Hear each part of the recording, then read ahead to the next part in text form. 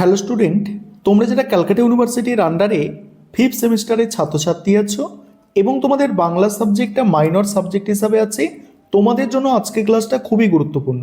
আজকে ক্লাসে তোমাদের MN4 পেপারের মডিউল 3 থেকে গুরুত্বপূর্ণ 15 নম্বরের প্রশ্নের সাজেশন প্লাস অ্যান্সার নিয়ে আলোচনা করব।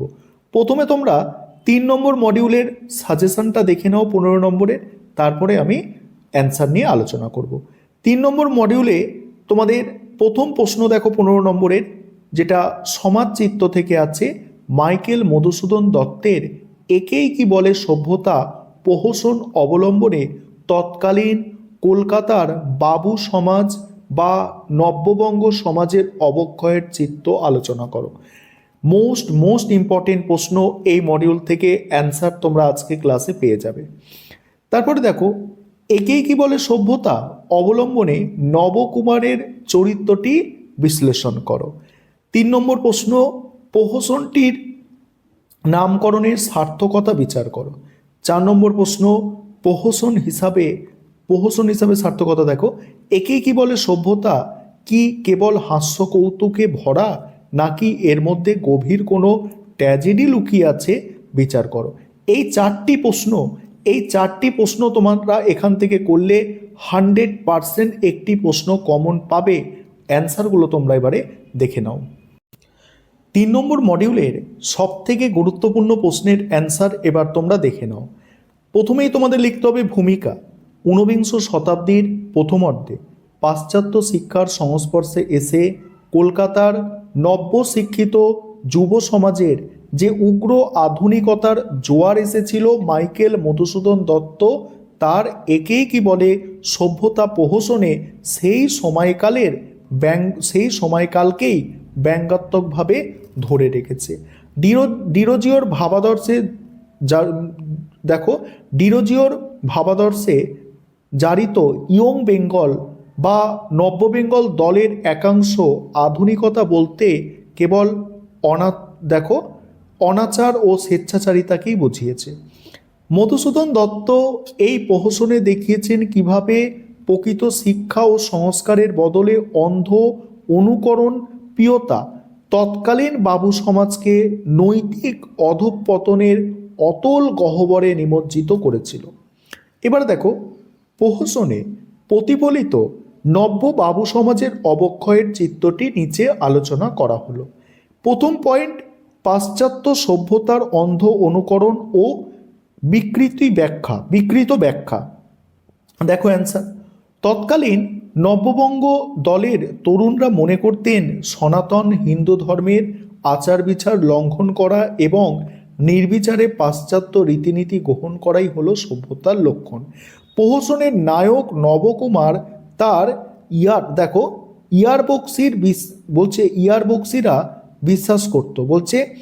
ইয়ারবক্সিরা বিশ্বাস করত যে জ্ঞান অর্জন করতে হলে মদ্যপান এবং নিষিদ্ধ খাদ্যাভ্যাস অপরিহার্য। তাদের ধারণা ছিল মদ না খেলে মনের কুসংস্কার দূর হয় না এবং রিফর্ম করা যায় না। মধুসূদন দেখিয়েছিলেন এই নব্য বাবুরা পাশ্চাত্যের জ্ঞান বিজ্ঞান দর্শন বা মানবতা বোধ গ্রহণ করেছিল কেবল তাদের বাহ্যিক বিলাসিতা ও পানদোষকে। তাদের কাছে স্বাধীনতা মানে ছিল স্বেচ্ছাচারিতা এবং সভ্যতা মানে ছিল অসংযম।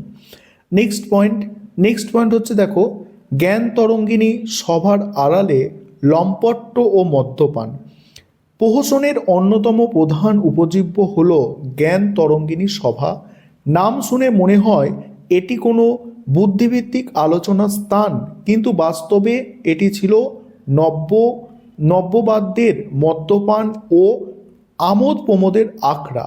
প্রতি শুক্রবার রাতে এই সভায় জ্ঞানের আলোচনার বদলে চলতো মদ্যপানের প্রতিযোগিতা। তাই এবারে দেখো, তোমরা বাকি প্রশ্নের উত্তর তোমরা দেখে নাও, আমি স্ক্রল করে যাচ্ছি, কারণ এতগুলো প্রশ্নের অ্যান্সার একটি ক্লাসে বলা কিন্তু সম্ভব নয়। তোমরা কোয়ালিটি দেখো, কি কোয়ালিটিতে লিখলে ভালো নম্বর পাওয়া যায়, সেই কোয়ালিটিটা দেখানোর জন্যই তোমাদের সঙ্গে এই নোটসগুলো শেয়ার করা। আর আমাদের স্টাডি মেটেরিয়াল রেডি আছে, তোমাদের দুটো মাইনর পেপারেরই স্টাডি মেটেরিয়াল রেডি আছে। তোমরা যারা স্টাডি মেটেরিয়াল পারচেস করতে চাইছো, স্ক্রিনে যে নম্বর দেখতে পাচ্ছ এই নম্বরে কল করে বা হোয়াটসঅ্যাপ করে তোমরা স্টাডি মেটেরিয়াল কিনতে পারো।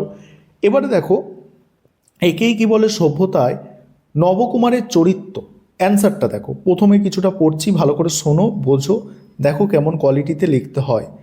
19 শতকে কলকাতার সমাজ জীবনে পাশ্চাত্য শিক্ষার প্রভাবে যে নব্যবঙ্গ বা ইয়ং বেঙ্গল গোষ্ঠীর উদ্ভব হয়েছিল, মাইকেল মধুসূদন দত্ত তার একেই কি বলে সভ্যতা প্রহসনে সেই গোষ্ঠীর অসংযত জীবনচারণের নিখুঁত ছবি এঁকেছেন। এই প্রহসনের কেন্দ্রীয় চরিত্র নবকুমার। নবকুমার কেবল একটি রক্তমাংসের চরিত্র নয়, সে সমকালীন ইংরেজি শিক্ষিত, শিকড়হীন এবং উচ্ছৃঙ্খল যুব সমাজের এক সার্থক প্রতিনিধি। তথাকথিত সভ্যতার নামে সে কিভাবে নিজের ঐতিহ্যকে বিসর্জন দিয়ে অন্ধ অনুকরণে মত্ত হয়েছিল তার চরিত্র বিশ্লেষণে তা স্পষ্ট হয়ে ওঠে। নবকুমারের চরিত্র বিশ্লেষণ, সেখানে কি বলা হচ্ছে দেখো, প্রহসনটিতে নবকুমারের চরিত্রের যে দিকগুলি বিশেষভাবে উন্মোচিত হয়েছে তা নিম্নোক্ত সূত্রের আলোকে আলোচনা করা হলো।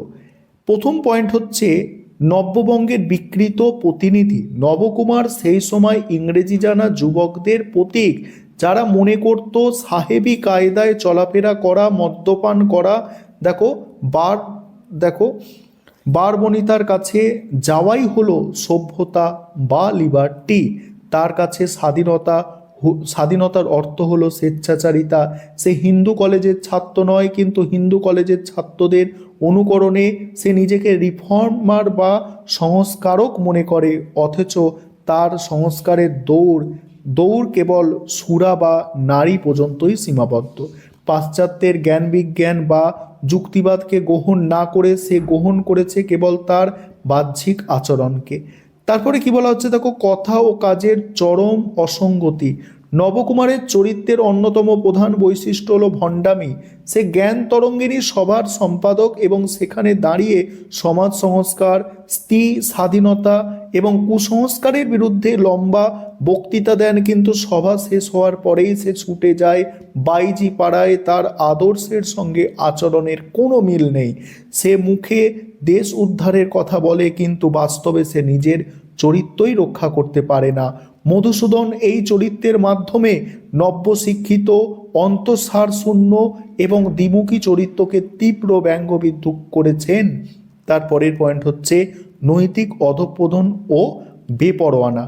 এই কোয়ালিটির অ্যান্সার তোমাদের করতে হবে, যাতে নোটসটা তোমরাও পড়ে বুঝতে পারো। তবে তো পরীক্ষক পড়ে বুঝতে পারবেন সহজে যে তোমার মনের ভাবটা কি প্রকাশ পেয়েছে এই নোটসের মাধ্যমে, বা তুমি কি পড়ে বুঝেছো। তাই তোমাদের বলবো, যারা স্টাডি মেটেরিয়াল পারচেস করতে চাইছো, স্টাডি মেটেরিয়াল মানে আমাদের 100 টাকা বা 200 টাকায় আমাদের কোনো স্টাডি মেটেরিয়াল পাওয়া যায় না। প্রথমেই ক্লিয়ার করি, আমাদের কোয়ালিটির স্টাডি মেটেরিয়াল, সেক্ষেত্রে আমাদের হয়তো দামটা অন্যান্য 100 টাকা 200 টাকার স্টাডি মেটেরিয়ালের থেকে একটু বেশি নেওয়া হয়। সেক্ষেত্রে আমাদের কিন্তু কোয়ালিটি মেনটেন করা হয়। ঠিক আছে, দেখছো তোমরা কোয়ালিটি, এই কোয়ালিটির স্টাডি মেটেরিয়াল তোমরা কিন্তু পাবে, দেখে নাও তোমরা। তারপরের প্রশ্ন, প্রহসনটির নামকরণের সার্থকতা বিচার করো। অ্যান্সারটা দেখে নাও, আমি স্ক্রল করে যাচ্ছি।